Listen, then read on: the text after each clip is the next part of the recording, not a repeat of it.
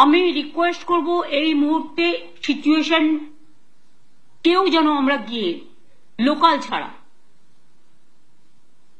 আর সিচুয়েশনকে আমরা যেন কেউ কি বলবো যে শান্তির বাতাবরণ ফিরে এসেছে, যে এখন মানুষের কাছে যেটা প্রয়োজন সেটা হচ্ছে কনফিডেন্সটা বিল্ড আপ করা। সেই কাজটা প্রশাসন করছে, তা নাহলে আমি নিজেও যেতে পারতাম। তাহলে আমি যাচ্ছি না কেন? আমি তো যাবো ঠিক টাইমে, এখনই আমি যাওয়া মানে তাহলে আমি গেলে অন্যরা কেন যাবে না? আইন তো cannot be discriminated between one to another. আমি অ্যাপিল করব মাননীয় রাজ্যপাল মহাশয়কে, please wait few days more.